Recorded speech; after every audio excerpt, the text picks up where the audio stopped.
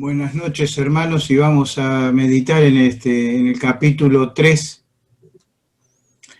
del libro de Santiago. Así que lo vamos a leer. Hermanos míos, no os hagáis maestros muchos de vosotros, sabiendo que recibiréis mayor condenación.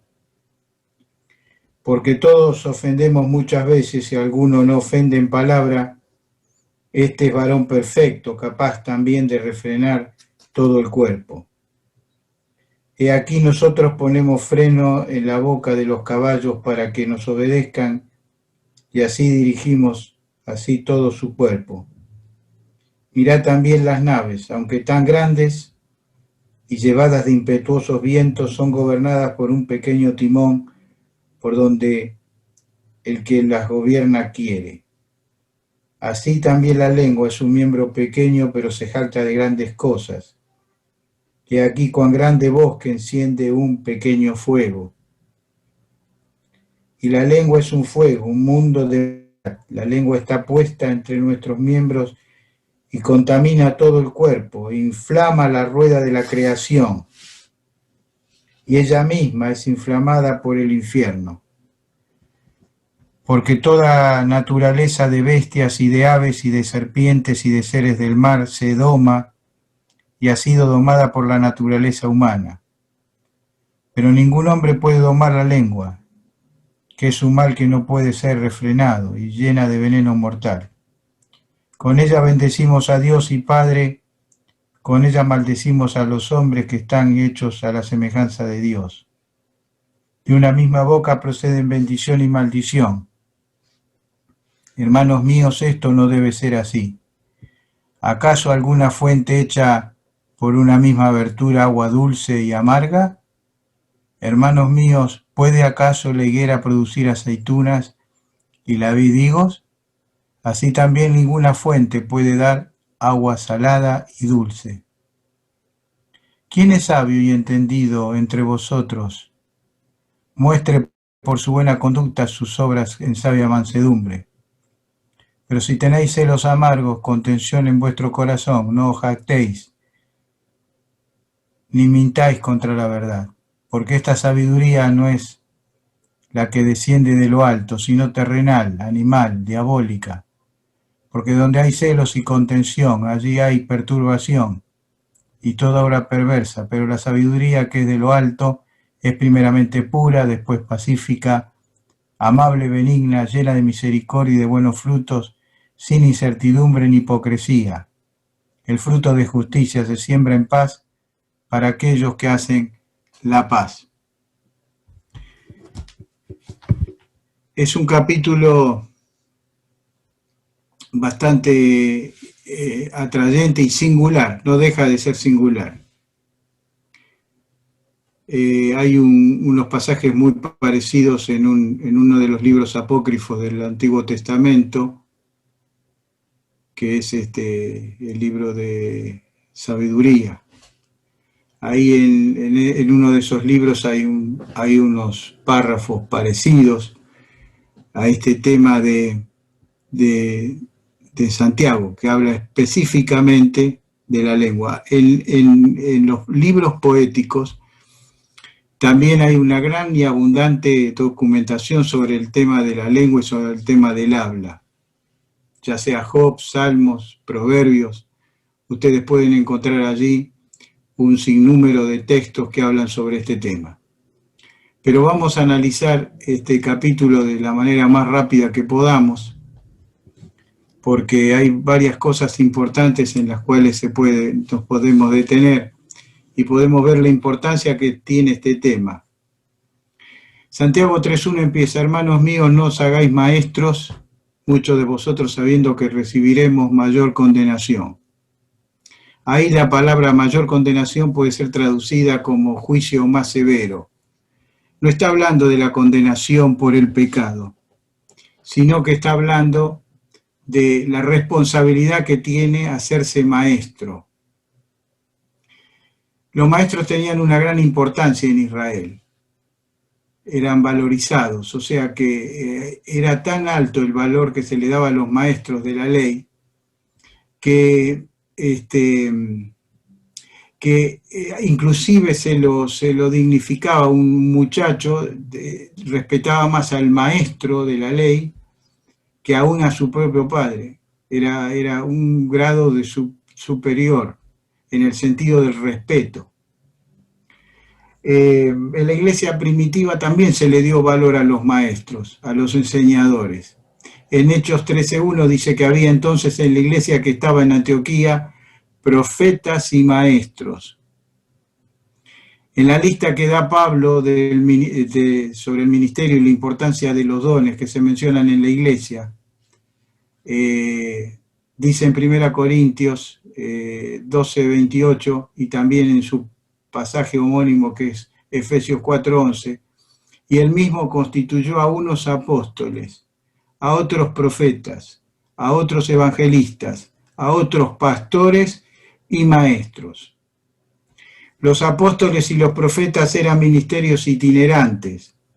El apóstol estaba en un lado, estaba en otro, no se consolidaban en un solo lado porque su labor y su trabajo era de atender la obra en general. Pero los maestros se asentaban en las congregaciones y eran importantes y eran fundamentales para el desarrollo de la congregación. Aquellos encargados en enseñar la palabra e instruir a los creyentes en el camino del Señor. A ellos les correspondía la responsabilidad decisiva de poner un sello de su fe. Y era importante para la iglesia del Señor. Por eso, acá habla de hermanos seguidos, no os hagáis maestros. Está hablando de esa necesidad que había entre los religiosos, la gran virtud que podía ser ser considerado maestro. Y en la iglesia también pasó esto, al principio, enseguida del inicio de la iglesia. Muchos se sintieron maestros de la palabra, sin serlo. Acá dice, no os hagáis. Primero, un maestro no se hace por voluntad propia, sino que es una condición que el Señor da. No nos tenemos que fabricar dones que el Señor no nos da. Tenemos que hacer las cosas que el Señor nos capacita para hacer. Por supuesto que a todos nos gusta que seamos escuchados, pero esto no es un atril para ser escuchados los creyentes. La enseñanza no es un lugar donde se escucha, hay otros ámbitos para escuchar lo que cada creyente opina, sino la enseñanza de la palabra. El maestro tiene que decir exclusivamente lo que la palabra de Dios dice. En el Nuevo Testamento tenemos varias explicaciones a través de todo el Nuevo Testamento sobre lo que significaba estas personas que se hacían maestros sin serlos. Dice, primero, lo dividí en varios ítems. El primer ítem, había maestros que trataban de hacer del Evangelio una secta del judaísmo. Trataban de introducir el tema de la circuncisión y la observancia del Antiguo Testamento por sobre la importancia que tenía el Señor y lo revelado en el Nuevo Testamento. En Hechos 15:24 lo voy a leer, por cuanto hemos oído que algunos que han salido de nosotros, a los cuales no dimos orden, os han inquietado con palabras perturbando vuestras almas, mandando circuncidados y de guardar la ley. Un tema que fue redundante, un tema que era característico, que era una cosa que el apóstol tuvo que luchar toda su vida de testimonio contra aquellos que querían hacer del cristianismo un apéndice del judaísmo. Eso es lo que quería. Segundo, había maestros que no vivían la verdad que se enseñaba. Y vamos a leer un pasaje que aunque es largo, documenta mucho esta verdad. Cuyos maestros, su conducta estaba en una contradicción permanente entre lo que querían enseñar y lo que practicaban. Por eso dice en Romanos 2:17, en una forma muy sutil, he aquí tú tienes el sobrenombre de judío, y te apoyas en la ley y te glorías en Dios y conoces su voluntad, instruido por la ley apruebas lo mejor y confías que eres guías de ciegos, luz de los que están en tinieblas, instructor de los indoctos, maestro de niños, que tienes en la ley la forma de la ciencia y de la verdad. Tú, pues, que enseñas a otro, no te enseñas a ti mismo. Tú que predicas que no hay que hurtar, hurtas. Tú que dices que no hay que adulterar, adulteras. Tú que abominas de los ídolos, cometes sacrilegio. Tú que se jactas de la ley, con infracción de la ley deshonras a Dios. Porque como está escrito, el nombre de Dios es blasfemado entre los gentiles por causa de vosotros. Estos eran personas que se hacían maestros. Y ya desde el mismo inicio de la obra de la iglesia primitiva surgieron estos hermanos confundidos totalmente de lo que debía ser un maestro y dándole una supremacía a lo que era ser un maestro. Había algunos que trataban de enseñar sin saber. En 1 Timoteo lo dice en el capítulo 1, versículos 6 y 7. De los cuales cosas, desviándose algunos, se apartaron a vana palabrería, queriendo ser doctores de la ley, sin entender ni lo que hablan ni lo que afirman. Esta era otra característica, la tercera característica de aquellos que se hacían maestros. Había algunos que trataban de enseñar sin saber. Cuarto, otros que decían lo que la gente quería escuchar. Todas estas cosas, hermanos, no era de la iglesia primitiva solo, se repitió en toda la historia de la iglesia. Podemos caer cualquiera en estas cosas, por eso tenemos que ser cuidadosos. El libro de Santiago es un libro que despierta, es un libro exhortativo pleno, que despierta a la conciencia de los oyentes de una manera muy práctica, muy visible y muy contundente, hasta que hace doler, digamos. En 2 Timoteo 4, 3, 4 dice, porque vendrá tiempo cuando no sufrirán la sana doctrina. ¿Quién? La gente. Sino que teniendo comezón de oír, se amontonarán maestros conforme a sus propias concupiscencias. O sea, maestros, se van a amontonar maestros que van a querer decir lo que la gente quiere oír. Y hermanos, hoy se da esto. En los grandes sectores cristianos y evangélicos, hay predicadores que predican lo que la gente quiere oír. Maestros, dice, que apartarán de la verdad del oído y se volverán a las fábulas.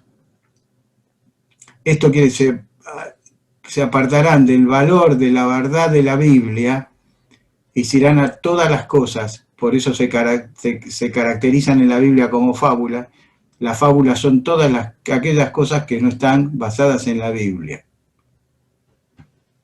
Hay dos peligros básicos que deben evitar los maestros. Primero, debe asegurarse de estar enseñando la verdad, no sus propias opiniones y aún prejuicios. Vuelvo a repetir esto. El maestro debe ser consciente de estar enseñando la verdad. Si hay algo que tiene duda de no saber o de la verdad, más vale que no lo diga, que no lo explique y que espere un tiempito hasta que se le haga la luz, hasta que lo entienda y lo pueda explicar. No estamos para poner dudas, estamos para poner certezas. Entonces, porque dice, primero, debe asegurarse de estar enseñando la verdad. Y segundo, anote acá, debe tener mucho cuidado de no contradecir sus enseñanzas con su vida. Es muy fácil hablar, es más difícil ser. El mundo está lleno de hablar. Hay miles de personas que hablan, todo el mundo habla, todo el mundo opina. Pero ¿cuántas personas hacen? Es el gran dilema de nuestro país. Somos un país de grandes habladores, de discursos maravillosos, pero de hechos poco contundentes y poco veraces.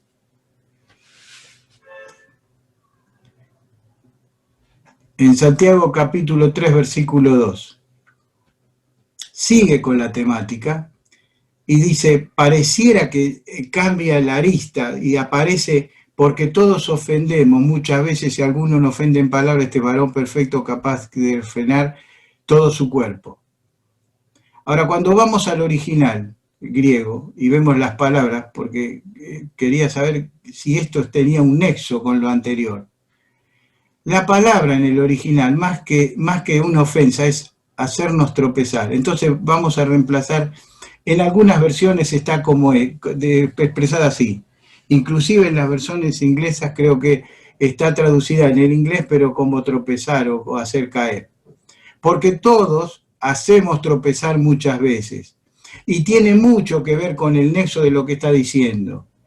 Los que se hacen maestros, en vez de hacer caminar derecho a las personas, a los creyentes, y conducirlos, los pueden hacer tropezar. El Señor dijo, cuidado de aquel que hace confundir a alguno de estos pequeñitos, dijo en los evangelios. Más vale que se ate la rueda de molino, oicos. Ahí la palabra oicos era la rueda que movía el casno, y que se la atara al cuello y se tirara en el mar.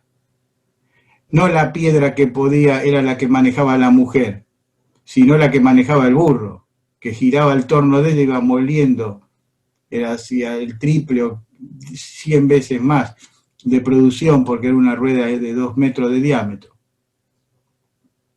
Entonces ahí el Señor está resaltando la magnitud de aquel maestro que hace tropezar a aquellos que está guiando.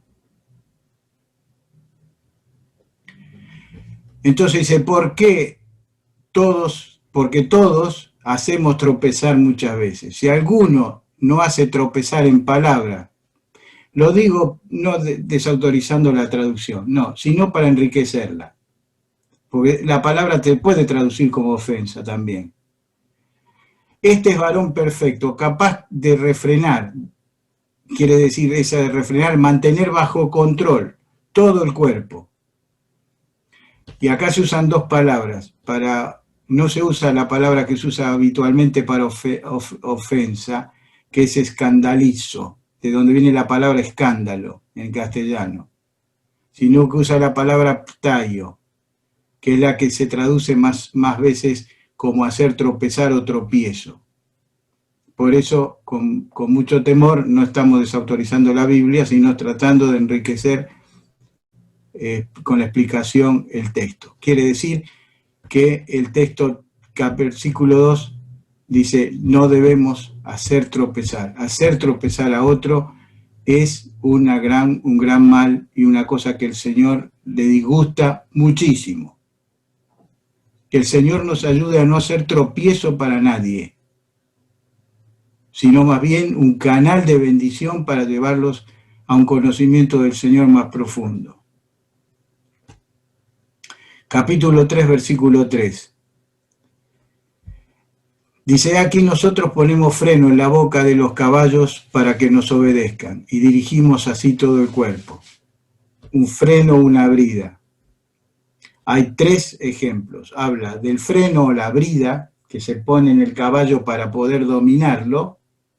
Ustedes saben que es importantísimo, si no, no lo puede conducir un caballo, porque usted tironea de la rienda, lo hace frenar, le suelta la rienda, el caballo y va interpretando las decisiones de la persona con la rienda y con el frenillo, que es el que le va dando la orden, el que va interpretando por medio de esos golpecitos y de esas estiradas, le va haciendo entender al caballo qué es lo que el amo que está arriba quiere hacer. Después habla del timón, un pequeño timón. Un barco de 480.000 toneladas es manejado por un timón que es de 140 toneladas. O sea, un timón de 140 toneladas maneja un barco de 480.000 toneladas. Hablando de los grandes cargueros que hay navegando por el mar, de los océanos de nuestro mundo. O sea que fíjense en la proporción, muy pequeña. El frenillo es muy chiquito al lado de lo que es el caballo. El timón es muy chiquito al lado de lo que es la magnitud del barco. Y después algo que tiene que ver con lo que pasó en nuestros días, tan desgraciados estos días en el sur con los incendios. Santiago 3:5, así también la lengua es un miembro pequeño, pero se jacta de grandes cosas. De aquí, cuán grande bosque enciende un pequeño fuego. Qué impresionante el poder destructivo que tuvo tal vez un pequeño fuego que no se pudo controlar. Entonces aquí empieza la lección de la lengua. La lengua, primero, usada por el maestro, que no es tal, y pretende enseñar cuando no lo es. Qué destrucción que hace con esa lengua. Sigue con el mismo hilo de conducción el mismo hilo de pensamiento. Y ahora dice, qué destructivo es la lengua, que de un pequeño fuego puede hacer un gran incendio. Dice, la lengua es un fuego, un mundo de maldad. Fíjese, las palabras que están expresan magnitudes. La lengua es un fuego, un mundo de maldad. Un mundo de maldad. Lo está diciendo, son metáforas, pero son para poder que podamos captar la idea de la magnitud de lo que puede ser el mal uso de la lengua. La lengua está puesta en nuestros miembros y contamina todo el cuerpo. La lengua contamina todo el cuerpo. Un mundo de maldad. Fíjense en siempre la idea. E inflama la rueda de la creación. Este es un término muy difícil de traducir. Pero hay un poco de la idea en Eclesiastés, cuando dice que es un ciclo la vida. ¿No es cierto? Es un ciclo.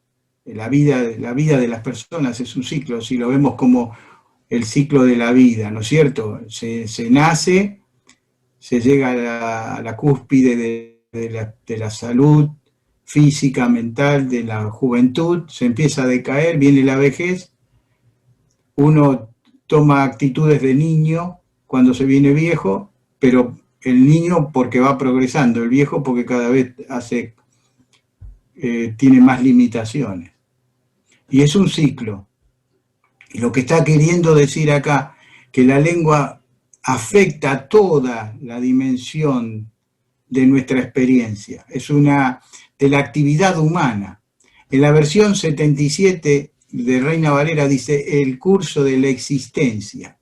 Afecta todo el curso de la existencia. La actitud de una lengua que no está funcionando y diciendo las cosas que debe decir en la voluntad de Dios.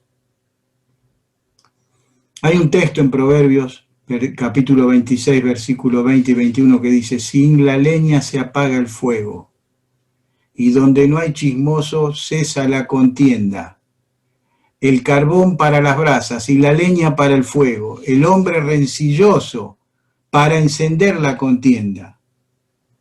Hay gente que disfruta la contienda. El cristiano debe disfrutar la paz, debe disfrutar el contentamiento, debe disfrutar la comunión, debe disfrutar la armonía, no la belicosidad ni la contienda. Por eso aquí habla de esa manera en Proverbios. Dice, versículos 7 y 8, porque toda la naturaleza de bestias y de aves y de serpientes y de seres del mar se doma y ha sido domada por la naturaleza humana. Pero ningún hombre puede domar la lengua. Ahora parece, visto así, dijéramos, ¿qué sobredimensión le da Santiago al tema este? ¿Por qué le da tanta dimensión? Hermanos, porque la boca es lo que expresa la mayor parte de nuestros sentimientos y de lo que somos. Dice la Biblia que de la abundancia del corazón habla la boca. La boca expresa, termina transmitiendo lo que hay en esencia en nuestra vida. No podemos negar, podemos disimularlo, pero va a salir a la luz. La boca expresa gran parte de lo que somos. Debemos cuidarnos de esto. Debemos estar advertidos, porque es solemne este pasaje. Es profundo. Y es sumamente veraz, por sobre todas las cosas. Porque cuando lo analizamos y lo vemos confrontado con nuestra realidad y nuestra vida, nos damos cuenta que es verdad. Dice que es un mal que no puede ser refrenado, llena de veneno mortal. ¿Cuántas vidas se han destruido por la lengua? ¿Cuántas vidas se han destruido por una injuria? ¿Cuántas personas han anulado la perspectiva de otras personas por, hoy se dice, la violencia verbal? El hombre se dio cuenta que la violencia verbal es violencia. ¿Y quién la ejercita? La lengua, con lo que hay en el corazón. No seáis como el caballo, como el mulo, sin entendimiento, dice en Salmos 32:9. Que han de ser sujetados con cabestro y con freno, porque si no, no se acercan a ti. Está hablando de la experiencia de la lengua sin control. Podemos aplicarlo para la lengua sin control. El cristiano tiene que ser, como dice Salmo 32:9, tiene que tener sujetados con cabestro y con freno para poder acercarnos al Señor. Lamentablemente, necesitamos de esa disciplina, de la santidad de Dios, para poder tener nuestro cuerpo y nuestra lengua en control. Ahora, desde el versículo 9 al versículo 12, dice alguna propiedad que la tiene la lengua y que no se cumple en otras cosas. Por ejemplo, con ella, una característica muy propia de la lengua. Bendecimos a Dios y al Padre y con ella maldecimos a los hombres, que están hechos a la semejanza de Dios. Este texto es fundamental para que el creyente cuide los epítetos y lo que habla con respecto a otros. El Señor no quiere que maldigamos a otra persona. ¿Por qué? Lo explica bien claro acá. Acá da el argumento. Porque Dios lo hizo a su imagen y semejanza. Y yo lo tengo que tratar con dignidad. Puedo discrepar, pero tengo que tratarlo con dignidad.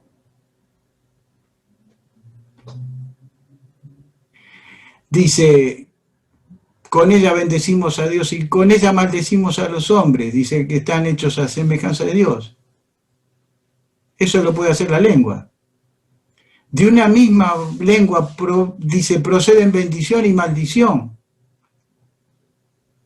A veces podemos tener dos personalidades. De hecho, a veces nos comportamos diferentes en un ámbito y en otro. Dice, fíjense con respecto a las cosas naturales. ¿Acaso alguna fuente hecha por la misma abertura, agua dulce y amarga? ¿Ustedes vieron algún arroyo que tire agua dulce y amarga a la misma vez? Es imposible. ¿Hay alguna higuera que pueda producir aceitunas? Es imposible. Una higuera va a producir higo, nunca va a producir aceituna. ¿O la vid va a producir higos? No, la vid va a producir uvas. Y sí o sí.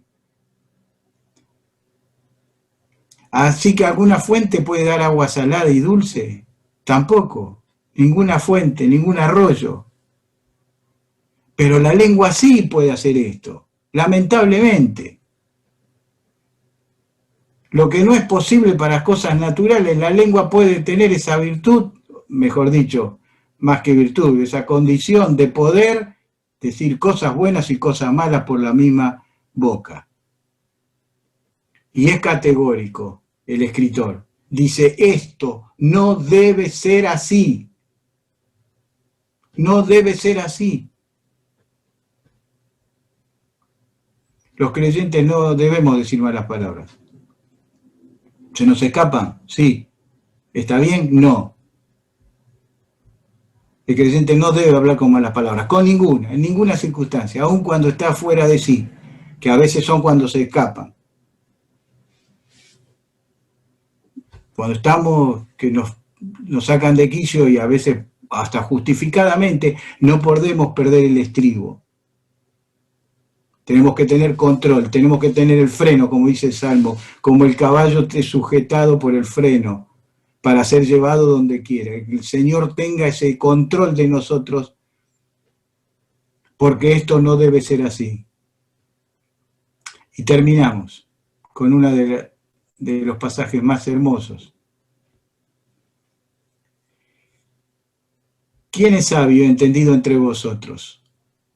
Muestre por la buena conducta sus obras en sabia mansedumbre. Por las obras, el gran tema de Santiago, se manifiesta lo que hay adentro. Pero si tenéis celos amargos y contención en vuestro corazón, no os jactéis ni mintáis contra la verdad. En el Salmo 64, versículo 3 dice que afilan como espada su lengua. Miren qué descriptivo que es. Que afilan como espada y lanzan cual saeta suya palabra amarga. Palabra amarga. El Señor nos ha puesto para bendecir. Nuestras palabras no tienen que ser saetas que lastimen, ni amargura debe transmitir nuestras palabras. ¿Y cuántas veces hacemos esto? Dice, porque la sabiduría que desciende de lo alto, porque esta sabiduría, no es la que desciende de lo alto, la que viene del cielo, sino terrenal, animal, diabólica. Acá podemos encontrar varias cosas. Que esta sabiduría humana, o sabiduría presentada como la presenta acá en el libro de Santiago, tiene una dosis de fanatismo.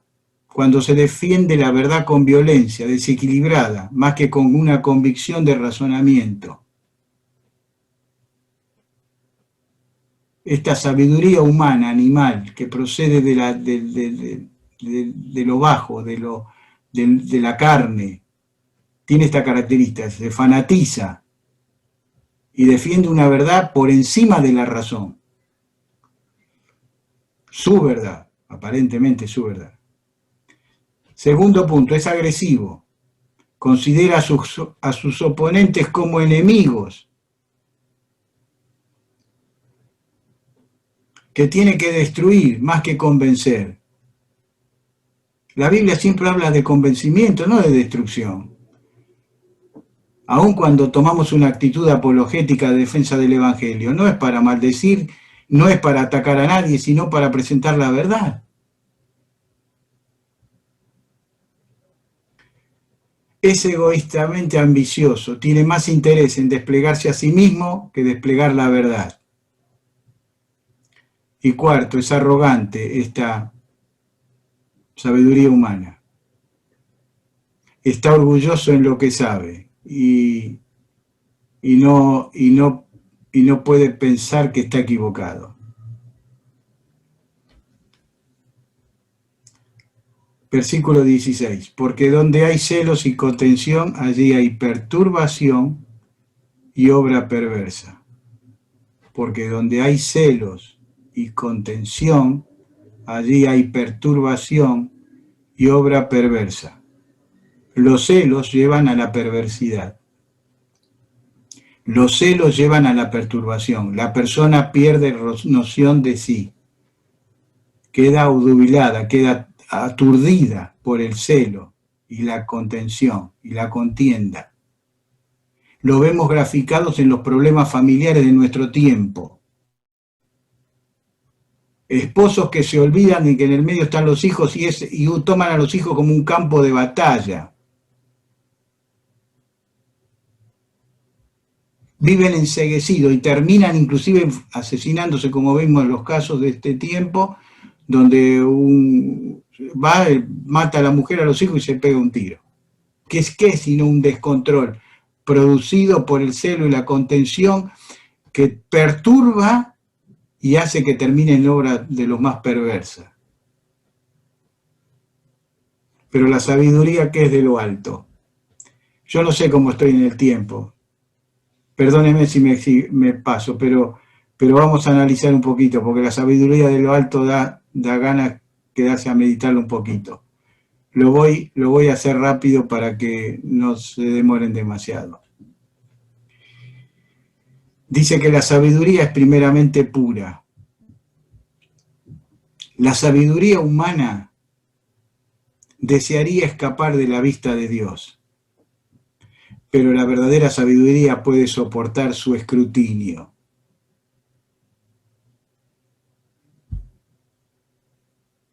La sabiduría humana escapa de Dios, pero la verdadera sabiduría le agrada que sea revisada y acrisolada por Dios. El creyente siente placer cuando el Señor le enseña y le muestra el error y quiere corregirlo. No le escapa al escrutinio del Señor. Por eso es pura.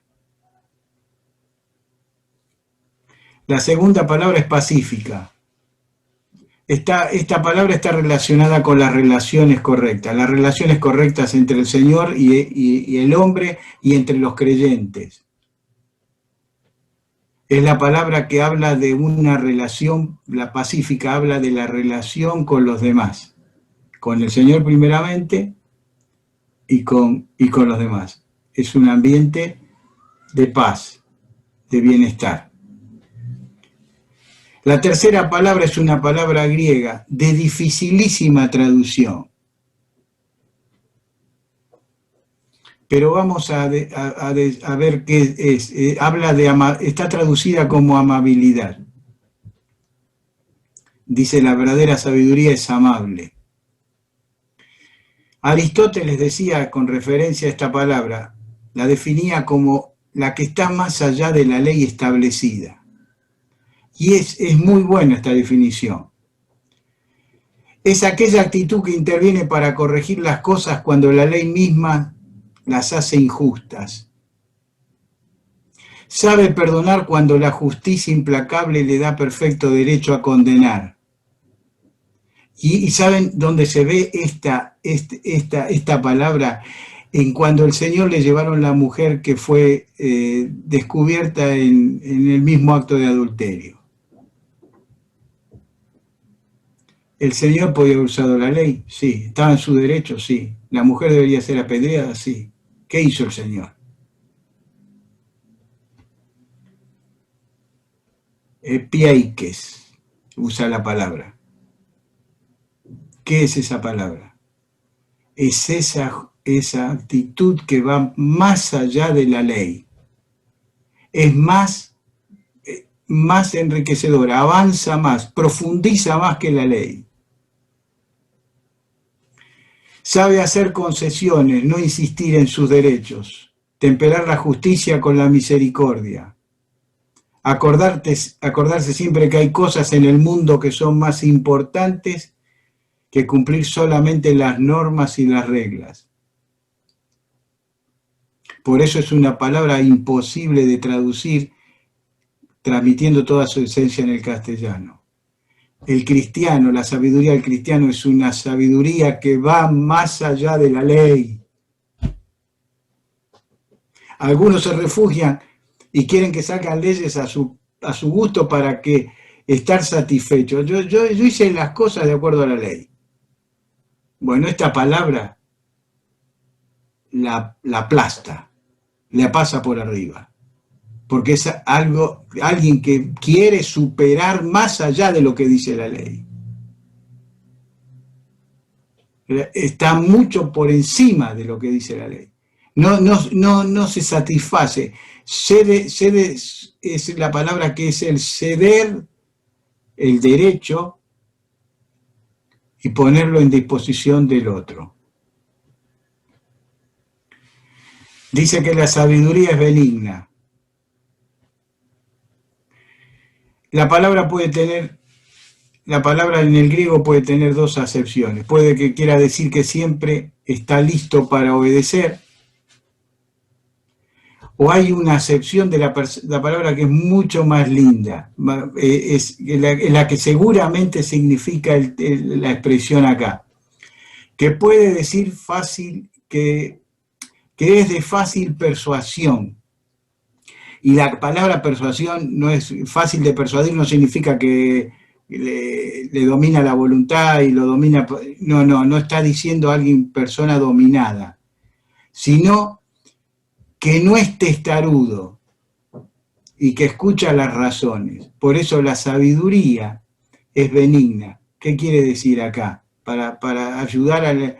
¿Qué quiere decir? Es una sabiduría que no es testaruda, que escucha las razones y que es fácil de ser persuadida por la palabra de Dios. El cristiano tiene que ser fácilmente persuadido por la palabra de Dios. No estar siempre peleando contra la palabra de Dios. A veces vivimos peleando a ver cómo no lo hacemos si encontramos un atajo para no hacer la palabra de Dios.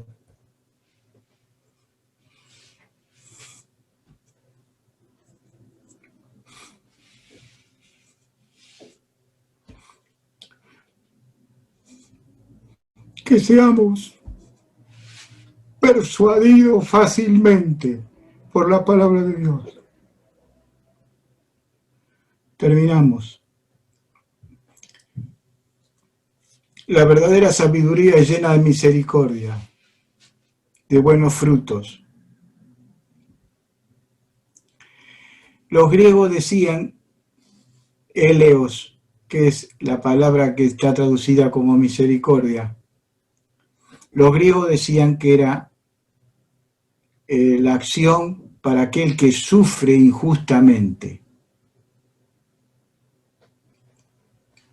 Ahora, en la Biblia el pensamiento se enriquece. El pensamiento cristiano quiere decir misericordia para con la persona que está pasando por dificultades, aunque sea por su propia culpa. La misericordia de Dios nos alcanza muchas veces. Muchas veces. Aún siendo culpables, la misericordia de Dios nos sostiene.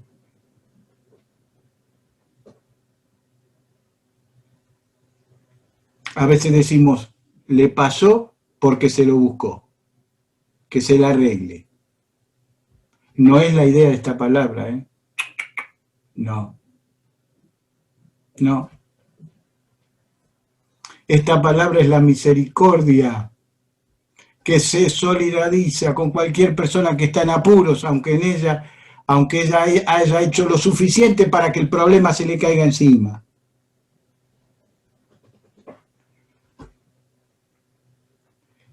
Esta misericordia, esta sabiduría que está llena de misericordia, está llena de buenos frutos. Y esto nos hace acordar al samaritano. ¿Se acuerdan del buen samaritano? ¿Qué hizo el buen samaritano? La misericordia. No solo se compadeció, sino que actuó, lo llevó, lo curó, le pagó los gastos. Es la actitud. La misericordia siempre está acompañada de buenos frutos. Aquel que se dispone a ayudar, aunque sea justo o no, es la ayuda que se da, no importando si es justo o no, si se lo merece o no. Es una actitud proactiva del cristiano y del espíritu. Después dice, la verdadera sabiduría es sin doblez. Doblez acá está hablando, es una palabra que apunta a las convicciones. Hoy se dice que hay personas que creen que es más inteligente no llegar a ninguna decisión sobre nada. Dicen que tienen una mente abierta. Eso no es tener una mente abierta. Tener una mente abierta apela más a escuchar para poder tener una decisión. Una mente abierta es una persona que no se enceguece en lo que piensa, sino que está dispuesta a oír y escuchar para después juzgar. Pero la sabiduría cristiana se basa en certezas, hermanos, no en dudas. El mundo hoy es un símbolo de intelectualidad de nuestro tiempo, esa persona que duda de todo, duda de todo. Eso es símbolo de intelectualidad hoy en tiempo. Hoy, para ser una persona intelectualmente acorde con nuestro tiempo, tiene que dudar de todo. El cristiano es llamado a las certezas. No se puede vivir una vida cristiana sin certezas. Por eso dice, la verdadera sabiduría es sin doblez. La verdadera sabiduría cristiana es una sabiduría que tiene certezas. Y por último, la verdadera sabiduría es sin hipocresía. Ya sabemos lo que quiere decir hipocresía. Una fe fingida. Santiago 3:18 dice, el fruto de justicia se siembra en paz para aquellos que hacen la paz. Nada puede crecer en un ambiente en que las personas están en constante rivalidad y en desacuerdo. En un grupo donde hay agresividad y pelea es terreno estéril para que pueda germinar y producirse la semilla de justicia. Por eso dice, el fruto de justicia se siembra. Aquellos que hacen la paz, se hace en un ambiente de paz y da como fruto el fruto de justicia. Tenemos que acostumbrarnos a vivir en paz. Es lo que más deseamos a veces, pero a veces no hacemos el esfuerzo para que sea así. Para terminar, me llamó mucho la atención y me hizo reír en algún momento una frase que lo dice un escritor sobre un cómico, sobre un humorista americano, que dijo esta frase: cuidado con la lengua, está en un lugar mojado donde es fácil resbalar. Hermanos, no está en la Biblia, pero puede representar esta frase un poco lo que venimos diciendo en esta noche. Cuidado con la lengua, está en un lugar mojado donde es fácil resbalar. Y hay un Salmo 141:3 con el cual quiero terminar. Dice, pon guarda a mi boca. Oh Jehová, guarda la puerta de mis labios.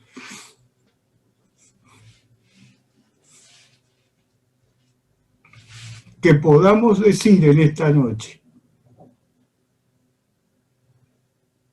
Señor, guarda la puerta de mis labios. Amén.